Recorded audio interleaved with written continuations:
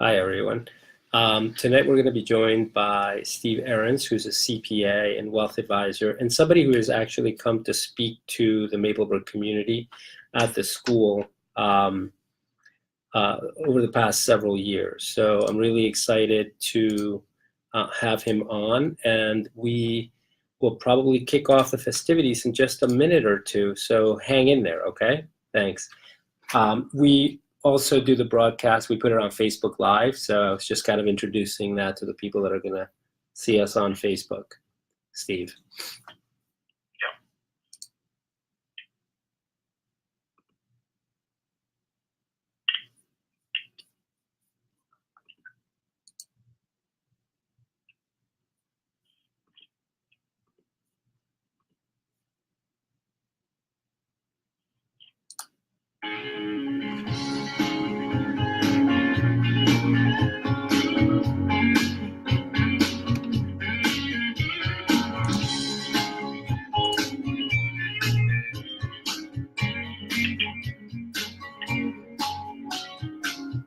Doctors have come from distant cities just to see me. Stand over my bed, disbelieving what they see. They say I must be one of the wonders that's on creation. And as far as they see, they can offer no explanation. Newspapers ask into my questions, my confession. Reach into my hair to steal the glory of my story. They say I must be one of the wonders that's on creation. Ready? Hi, Steve Ehrens, who's the CPA and Wealth Advisor, and somebody who has actually come to speak to the Maplebrook community at the school.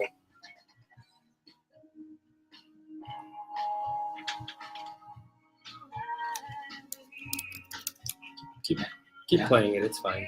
Okay. Yeah.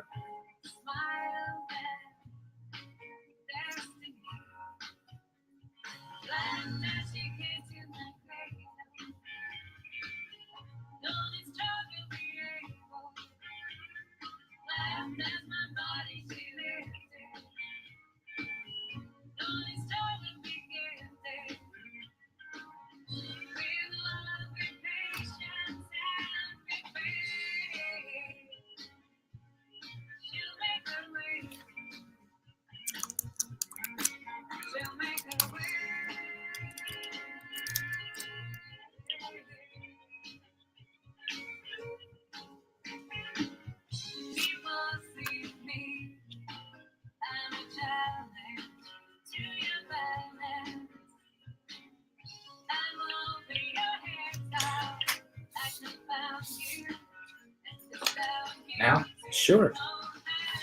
Susan,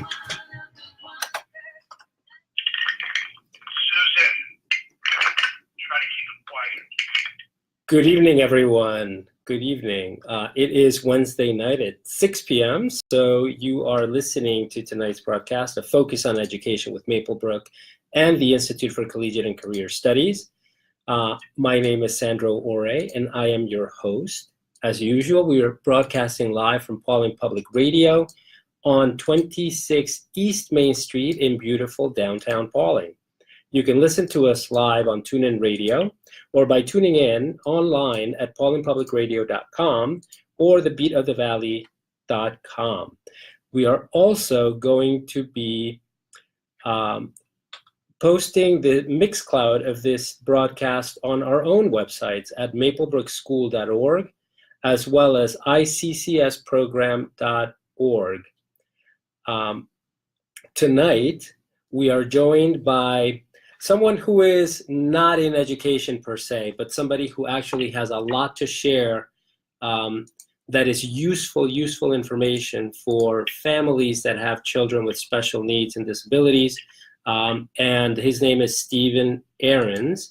He is a CPA and Wealth Advisor, so someone who has been working with families to help them plan the financial futures of children with special needs.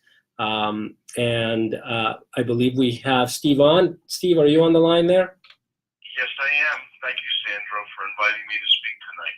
Oh, absolutely. It's our pleasure to have you on. I know that you have been at the school giving this talk to parents of Maplebrook students for the past several years. Is that correct? Yes, I've been coming up there for family weekend, I'd say the last 5 or 6 years, and it's always a great weekend, lots of information, and I am always invited to speak, and I share with all the families that are attending and help them think a little bit about things that they need to do relative to the future for their child with special needs.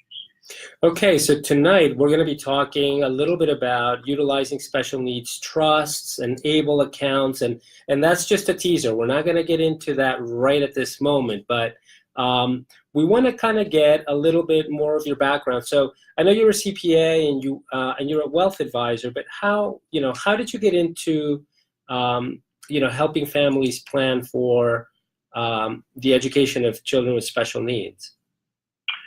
Well, really, I started working in this field 26 years ago when my daughter was born, who has special needs, and I saw that there was a need to help families such as myself, my daughter Liz, who is now 26 and actually living in White Plains in a program actually called the Point Program, which is a program for young adults who have special needs, and she's living independently. But I saw at the time she was born that I had so many questions, as did so many families, in terms of what to do, what to think about, how to plan for their future. And it seemed to me that this would be an area that I could focus my efforts on, that I would have some experience, some practical experience from my own life, but then I could share that experience with other families as well.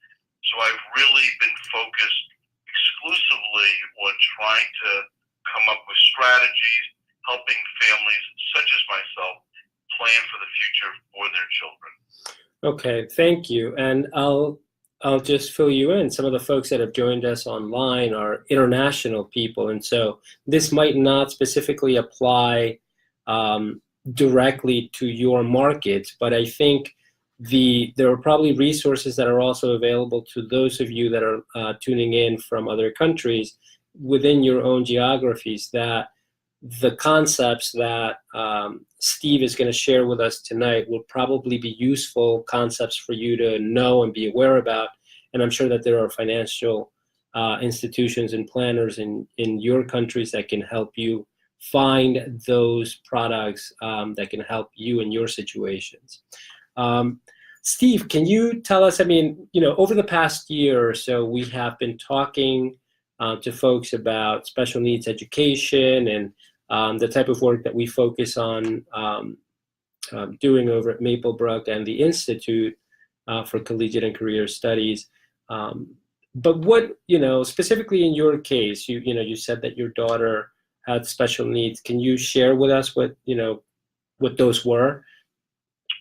Yeah, so my daughter was 1 pound 9 ounces at birth. She was actually 12 inches from head to toe.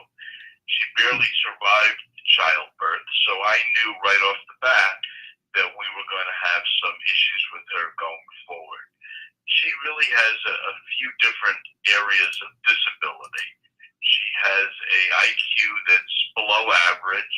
She has something called speech apraxia, which is a difficulty speaking, getting her words out.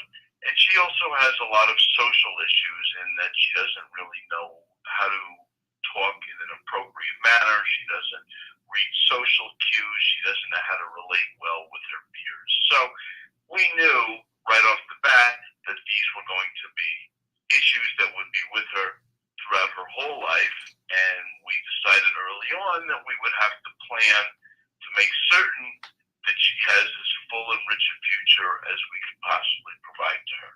Okay, thank you for sharing that, Steve. I know it's a very personal story, so I appreciate the fact that you're so forthcoming with that. In your case, you knew, or you had a sense, at birth, that you needed to think in these terms, over her life and prepare from the very beginning.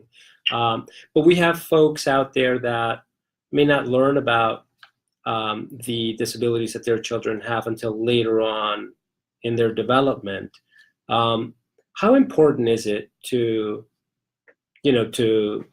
kind of start thinking about this, and how early? And I ask because some people that I encounter, may have teenagers and they don't really know whether or not their children have disabilities, and they haven't really planned accordingly.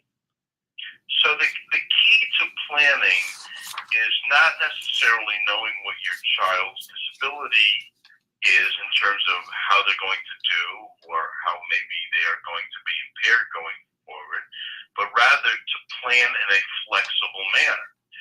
So obviously it's always going to be better to start planning sooner rather than later. But if the planning is done in a flexible manner, if your child does better than you might anticipate them doing, then the planning that you've done would not necessarily work to their disadvantage. It would work to their advantage, or maybe it would also work to your advantage, and it might work for your other children as well. You might be creating wealth or legacy planning for all of them. But if, on the other hand, your child doesn't do as well as you hope and dream, then at least you put a safety net in place early on, which will be there to protect your child throughout their life. So we encourage people to start early, to be flexible in terms of some of the strategies that they put in place. Nothing should be done in an irrevocable manner, meaning we can make changes along the way. So there's really no downside to planning early. And really, everyone should be planning for this future, because we just don't know what it's going to be and how it's going to look. And the sooner we start, the better the result is going to be in terms of what we actually put in place. Understood. So irrespective of whether your child has a disability or not, you ought to start thinking about planning in a way that's flexible, and so you can always course correct if necessary.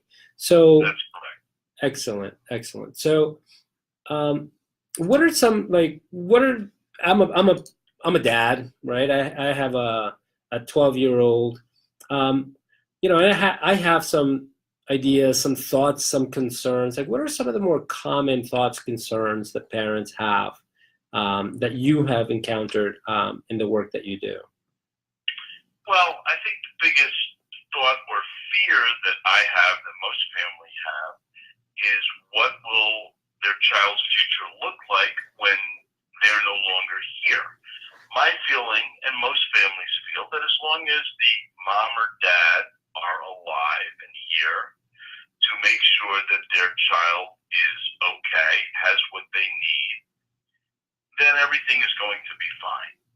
But of course, the big concern is going to be what happens when they're no longer here. My daughter is 35 years younger than I am. She's healthy, but she has a disability. She can't provide for herself. She'll never be able to provide for herself. I'm here to give her everything that she needs. But what happens when I'm no longer here? How will all of this be provided for her? And this is something that keeps many families up at night, and they need to think about.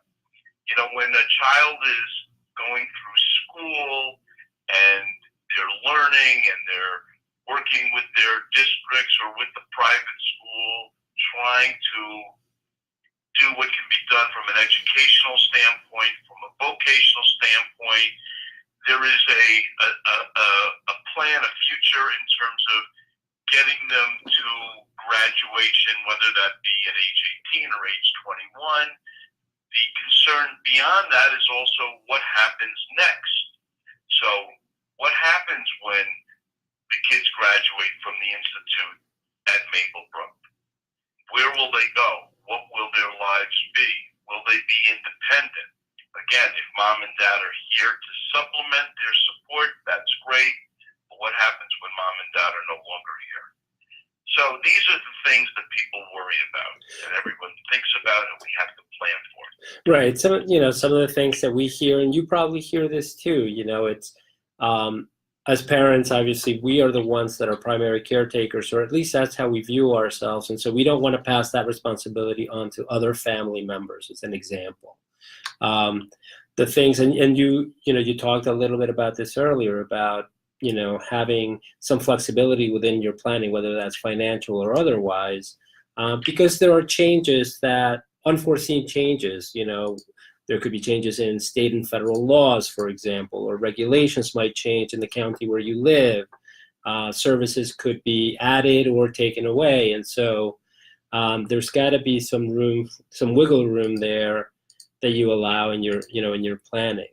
And then there's also difficult decisions that you need to think about or make as you engage in the planning process, right? Like legal guardianship of kids if they are not of age as yet. If something were to happen to you, potentially long-term medical expenses. How are those things going to be planned for over the life of your child? Perhaps after you're not here any longer to help. And so there's a lot to kind of think about, and these are things. I don't mean to sound morbid, obviously, but these are tough questions that we all need to think about as we, begin to craft a plan for the financial well-being of our children, especially those with special needs.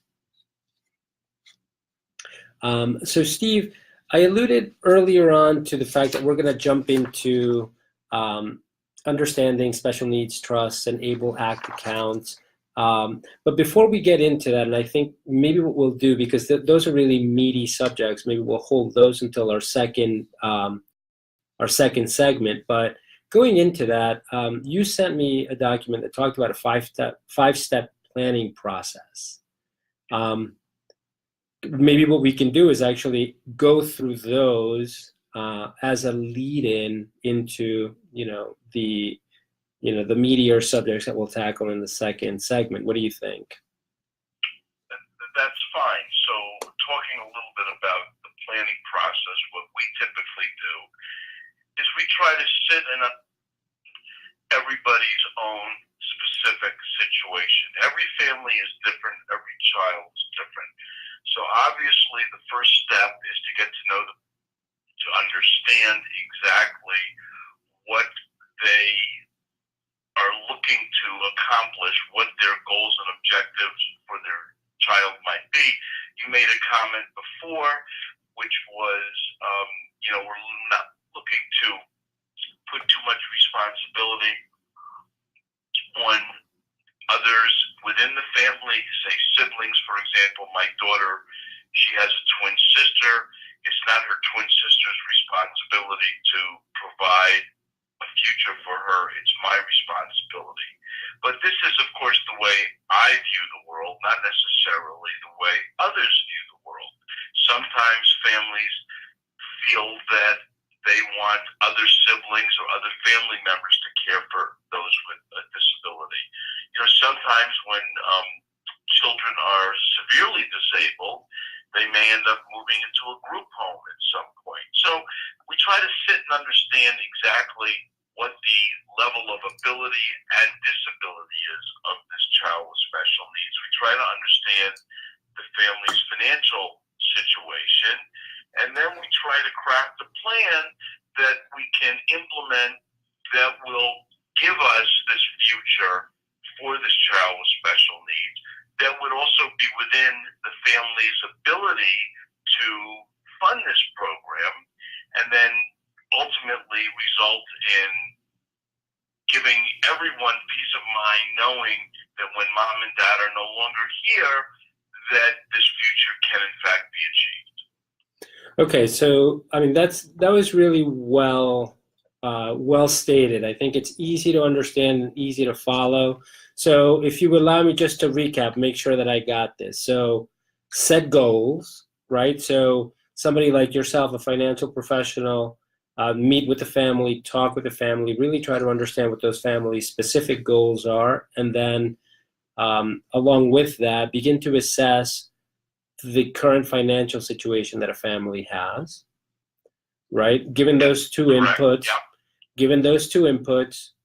you would begin developing a plan, and a plan that's achievable, right? So that was really important, and I found that was a critical piece here. You don't have to be uber wealthy to do this, right? Listen, a plan to do something is better than a plan to do nothing. So yes, it's important that we realistically try to understand what we can do, and then that's what we, in fact, try to implement, a plan that is reasonable. Right. I mean, everybody would love our kids to live in beautiful homes on the water, maybe have the care that they need, the support that they need, the social activities that we would like them to have, but that may not be realistic. We have to be realistic within the means of the family to be able to develop something that we can implement. All right. So that's excellent. So setting goals, setting the current situation, then developing a plan that is right for that particular family and their situation, then moving forward with that implementation, and then over the course of time, make sure that you keep that plan up to date, right? That you're revisiting and making sure that it's still relevant, that it's still doing what it needs to be doing. Life changes. Things never turn out exactly as we plan. People lose their jobs. People's lives changes. They have to move. The child is better or worse than we hope or anticipate. We have to be able to adjust the plan based on what the reality of the situation is as time goes on. When my daughter was born, I really had no idea what her future would look like. When she was 15, I started to get a sense of what that future might look like. Now she's 26. I think by the time she's 30, I'll have a pretty good sense of what her future is going to look like, where she'll be living, what it's going to cost for her to live there, what kind of benefits she's going to be getting from the state and federal government, what her life looks like, whether or not she'll be happy, fulfilled. Hopefully by the time she's 30, all the pieces will be in place. But I've modified and adjusted the plan along the way.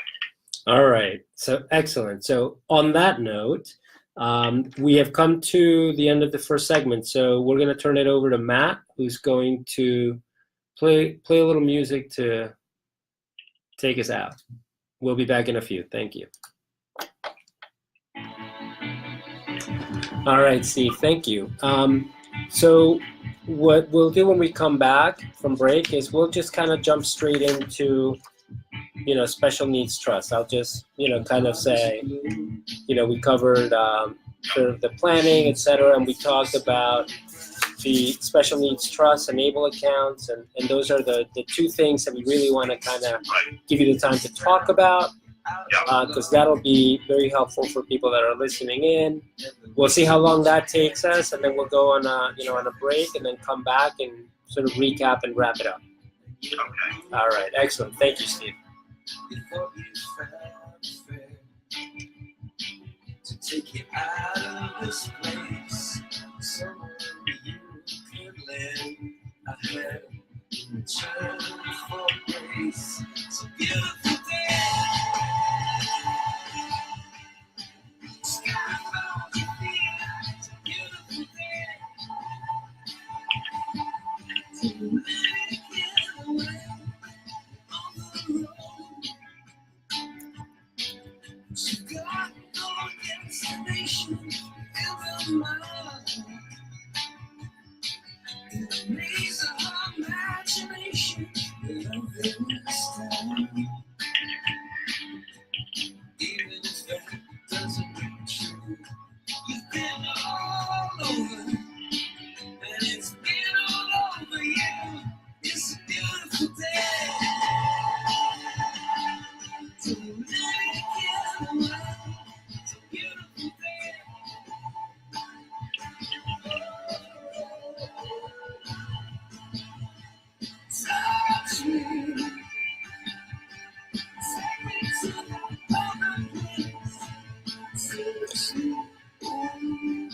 we have somebody listening in on Facebook that is saying that that's exactly what she's dealing with right now, is financial planning for her special needs child.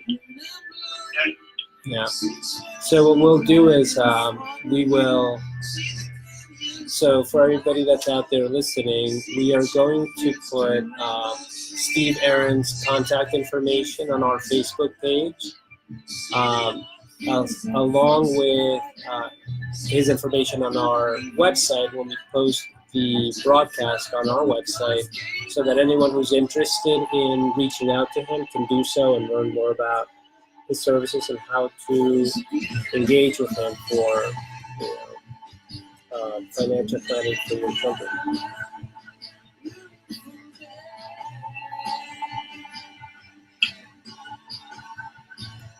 Usually we play a lot of Natalie Merchant, Steve. So we changed it up a little with some U2.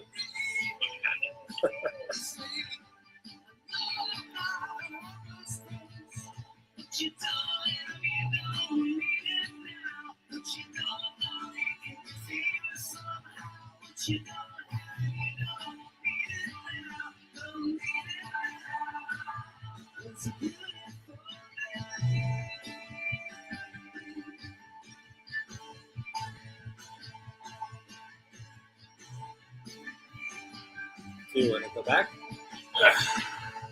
You want I was to just finish? waiting until you gave me the signal. All right. And now the song's ending. Okay, so we got the whole song in. Awesome. All right, let's get back in. Yeah.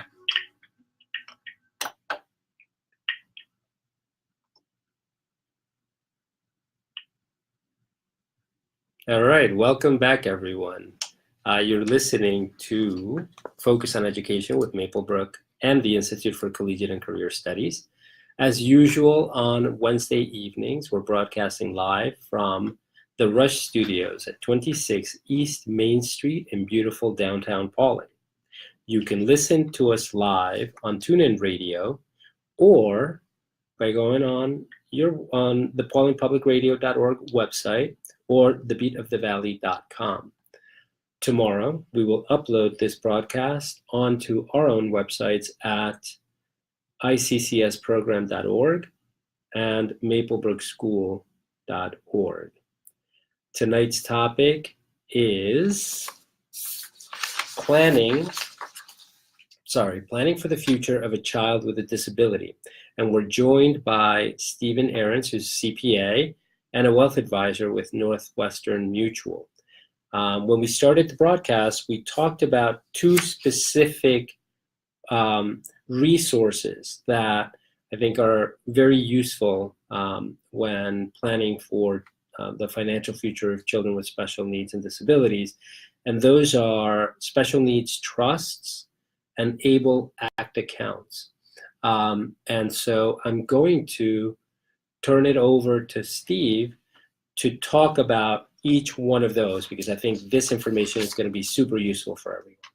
Steve? Yes, great. Thanks, Sandro.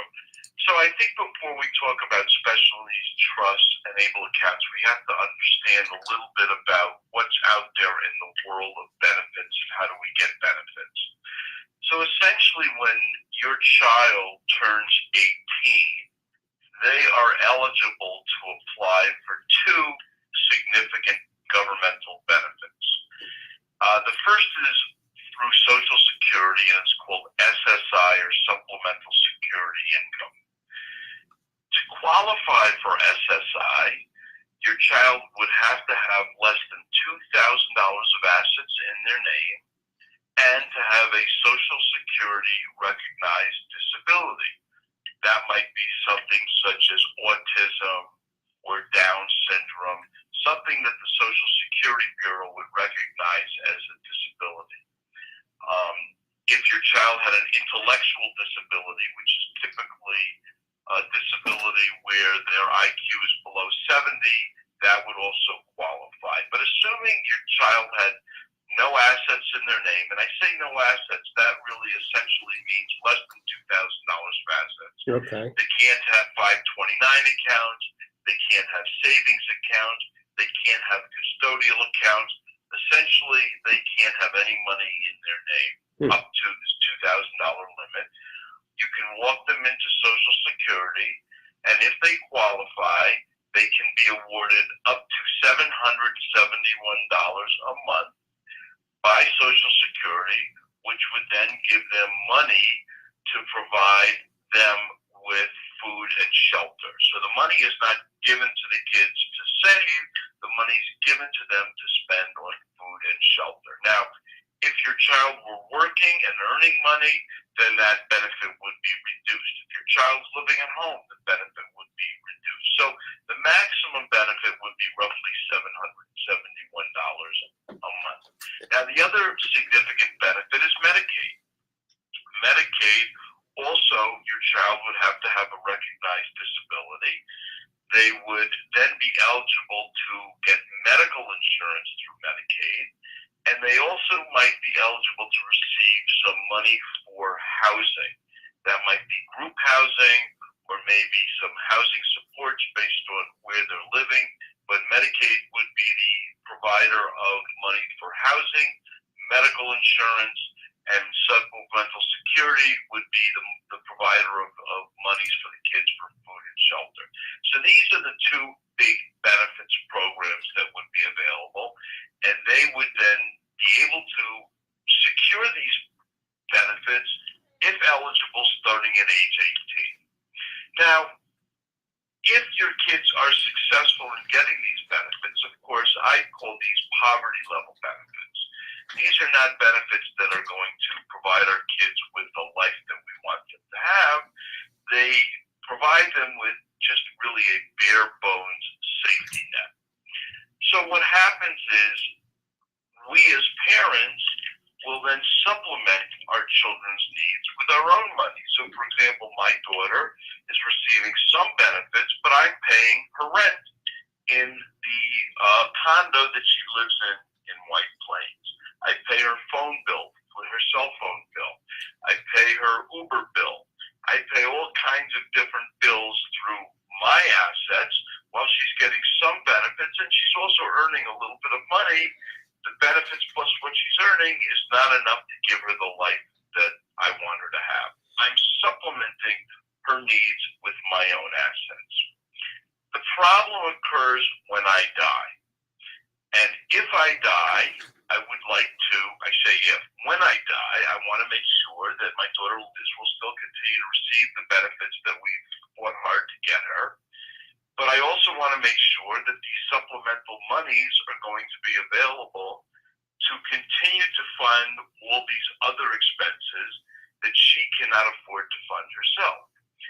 So what I have to do is I have to set up a special needs trust. Now, I'm referring to it as a special needs trust. In the state of New York, it's actually correctly referred to as a supplemental needs trust. So I just want to make sure that we distinguish between the two. Special needs trust is what we're generally talking about, but New York calls it a supplemental needs trust. So what I'm doing and what parents need to do is they need to designate whatever assets they determine to be the level of assets to give their children this funding of what they believe their needs to be. They need to set up the special needs trust, and they need to designate it as the beneficiary of these assets.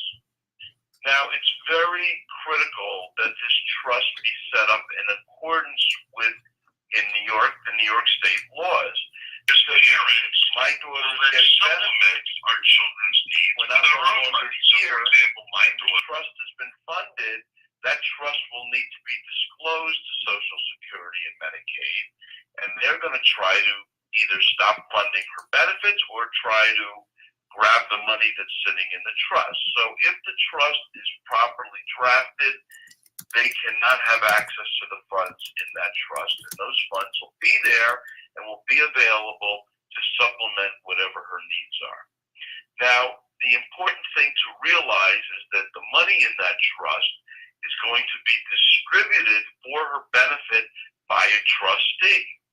So this is one of the areas that people get hung up on. Who will be the trustee? Who will be responsible for distributing the money to the beneficiary throughout the beneficiary's life. So I typically recommend people use two trustees. That way there is a check and balance. No one trustee can act alone. And in my case, my trustees are my two brother-in-laws. So if I were to die, I should say when my wife and I both die, that is when we've opted to fund the trust. And the trustees, my two brother-in-laws, would act together to distribute money for my daughter's benefit.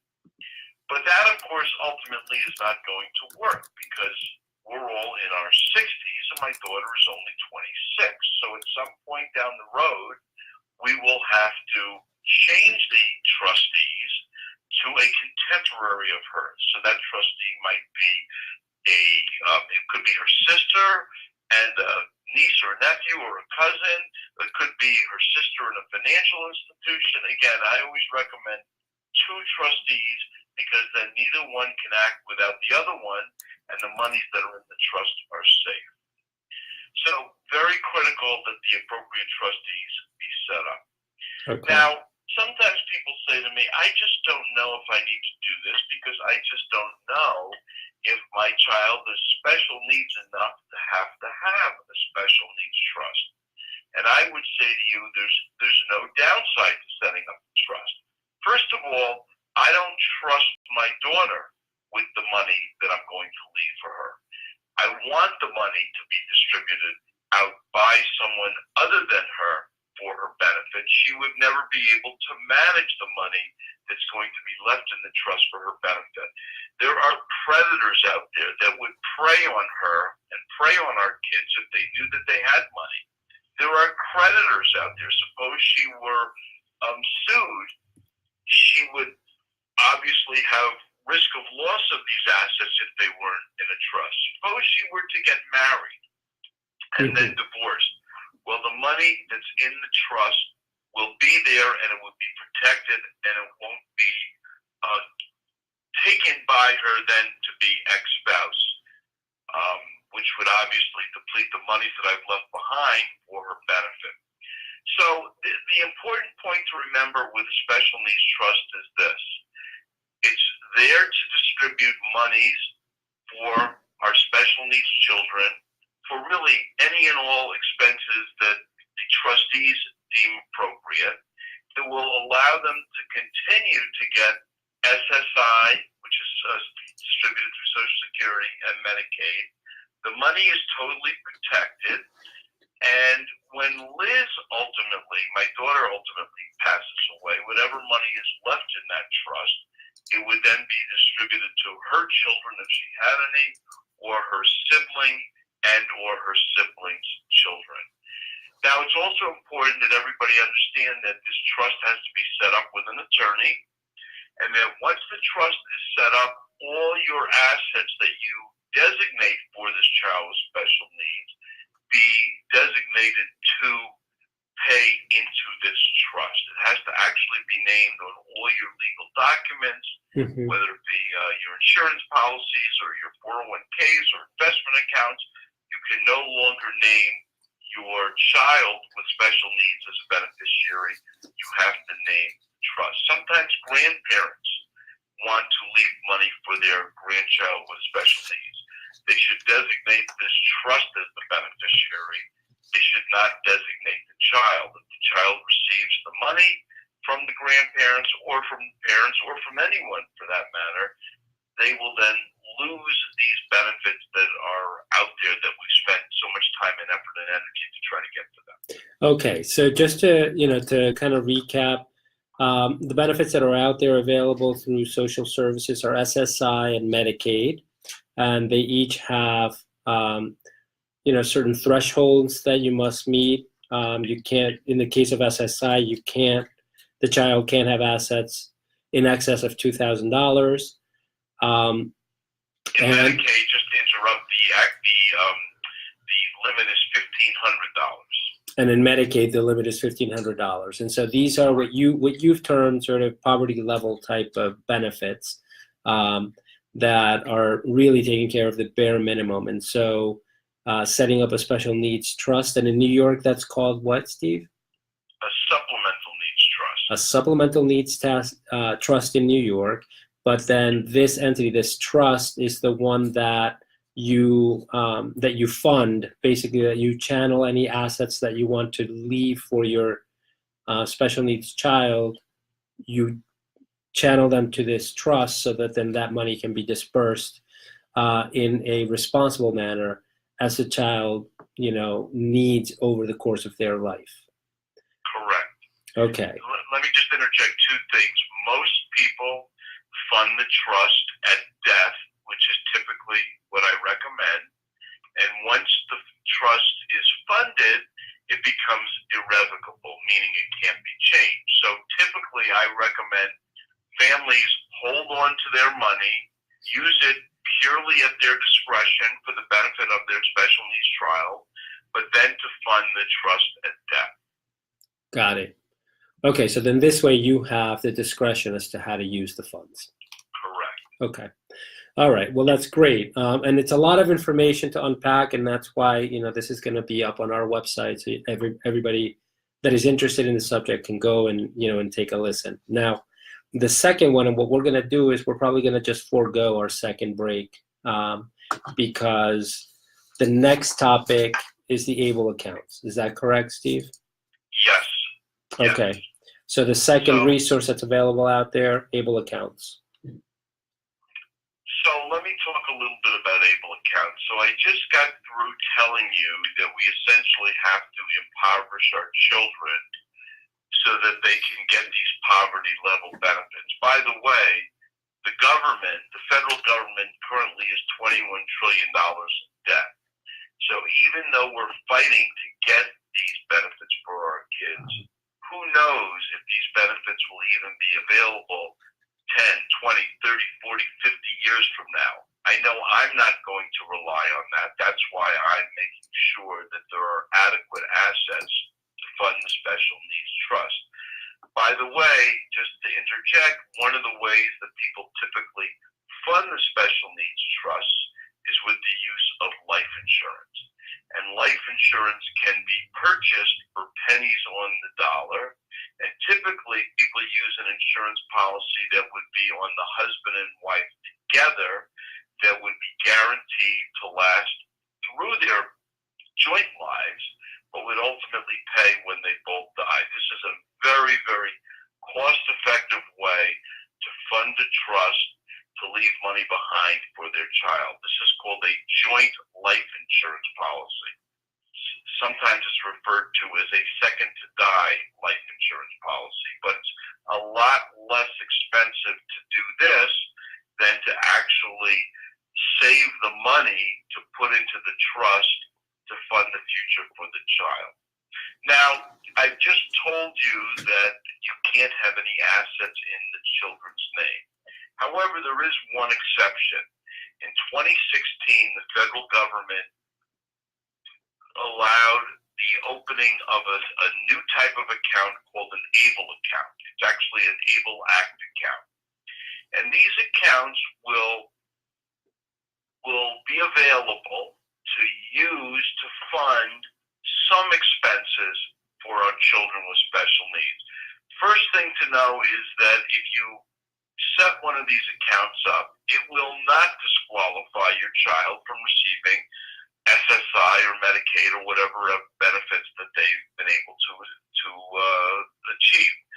So this will not disqualify them. They are legitimately able to set these accounts up and use the money in these accounts to pay some of their ongoing expenses. So the way it works is each state has the flexibility of offering to families that have special needs children these accounts. Currently, only 40 states are offering them. And the parents would have to go onto the state's website to set this account up. Now, I set up for my daughter the ABLE Act account in the state of Ohio. I happen to like the Ohio offering, not that I'm endorsing it, but there are lots of states with lots of offerings. So Steve, When you set the- if I can interrupt, so you can live in New York and set up an account in Ohio. Correct. You Oh. can set up one account for your child in any state that's offering an ABLE Act account. Okay. So I elected Ohio as the state for me, but there's lots of states that are offering these accounts. Okay. So you're not bound or restricted by territory in this case. Correct. But only one account per individual. Okay, got it. And only 40 Now- states are offering it as of now. 40 states are offering it as of now. Okay. So the way this works is I can put into this account up to a maximum of $15,000 per year. Okay. Liz, my daughter, could actually put up to $12,000 a year of earnings. These would be earnings in the account. So technically, you could put up to $27,000 a year into the account. When you put the money in the account, you have a choice of investment options. Usually there's an aggressive, a balanced, a conservative, or some kind of money market account. So you would select the account that you're comfortable with, and you would invest money that you put into the ABLE Act account into this investment option inside the account. So in the case that I've selected in Ohio, I've put the money into a mutual fund. It's an aggressive mutual fund. And the money in that fund will go up and down with the performance of that fund, which generally is going to relate to the performance of the market. Now, that being said, this money in this account will grow tax-free. There are no taxes on the growth of this money. It's a total tax-free vehicle. Even when you retrieve the money?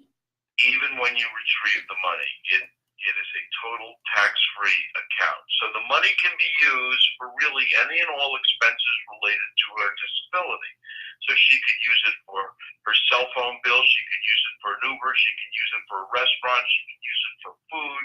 She can really use it for just about any and all of her expenses related to her being disabled.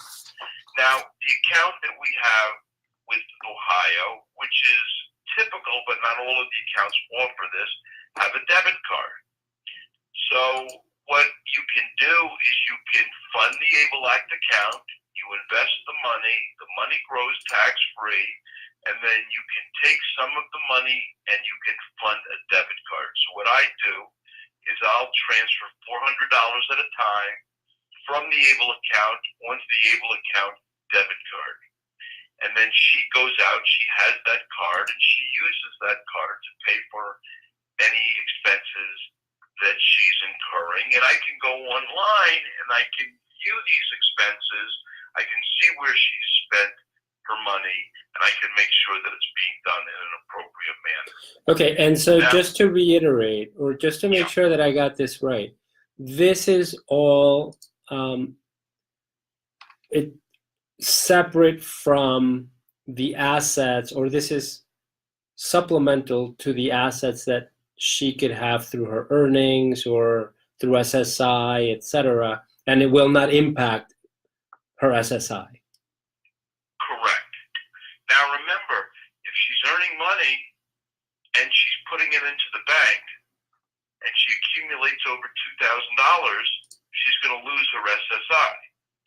So she can't hold on to the money she's earning. She can spend it, she can put it into the ABLE account. I see. So she can actually put that money into her ABLE account. Up to $12,000 a year. Okay. Correct. Okay. Now, the ABLE account can be funded and it can grow to no more than $100,000. Once it reaches $100,000, if it were to grow beyond that, she would then lose her SSI. Got it. So we have to keep the account under $100,000. And there's also limits by state in terms of what the total amount of money can be contributed to the account. And that generally is somewhere between $300,000 and $400,000 over the life of the account. So the way to view this account is a working account to be used to fund her ongoing expenses while mom and dad are here, while she's here, while she's living and spending and enjoying life. Okay. So this is more quality of life type spending account. And actually, ABLE stands for Achieving a Better Life Experience, right? Correct. So it's, as you well said, it's for the use today. It's so that she has access to money, or so that your children have access to money to pay for their expenses, to achieve a better life experience, as the act, says. So that's for today, and then planning for the future after perhaps mom and dad are no longer around is a special needs trust or supplemental needs trust.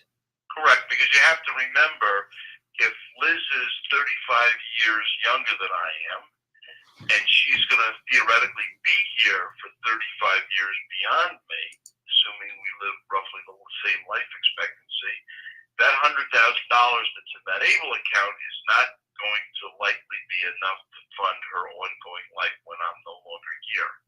I'm going to need to leave significantly more for her behind, and of course I'll leave that to her in care of the special needs trust. Now there's one other thing to understand about the ABLE account, and that is that there is a payback provision in the account, the way it's set up. So what that means is that when Liz ultimately dies, whatever money is left in that ABLE account will be used to pay back Social Security or Medicaid for any monies that they've laid out for Liz during her lifetime. Remember, in the special needs trust, whatever money's left in that will go to Liz's children. Her siblings will essentially stay in the family.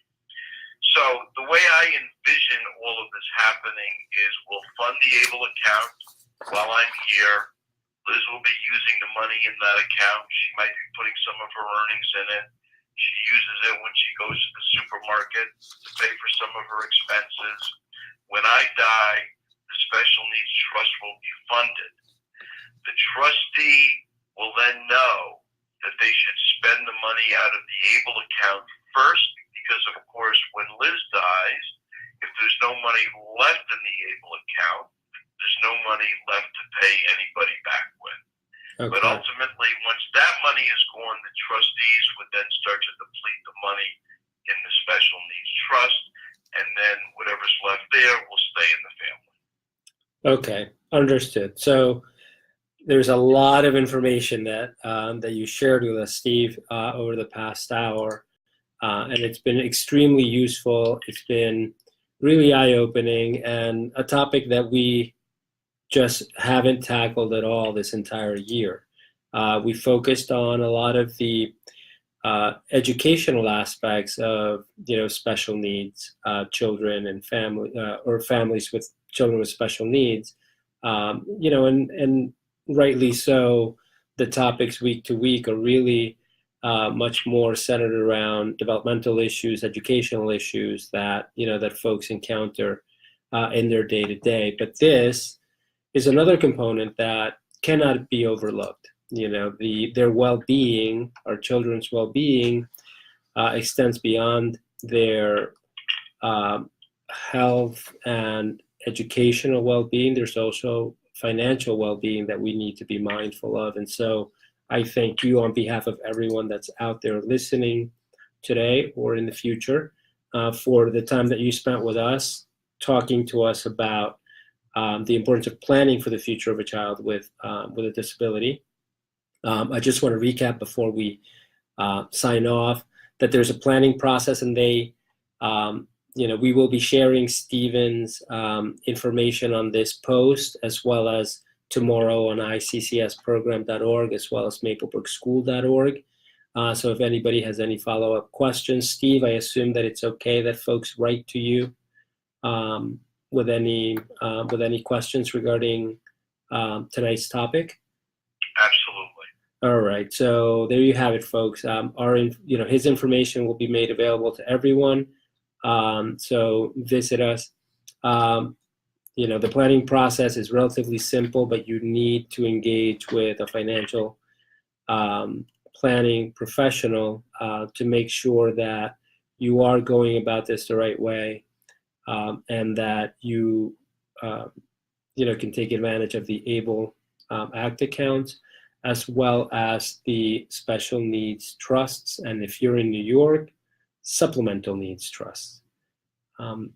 Thank you, Steve. My name is Sandro Ore. You've been listening to Focus on Education with Maplebrook and the Institute for Collegiate and Career Studies. We will be back next Wednesday with Jennifer Scully, who is going to be back on the radio next week. All right, everyone. Thank you. Good night. Thank you, Steve. Good night.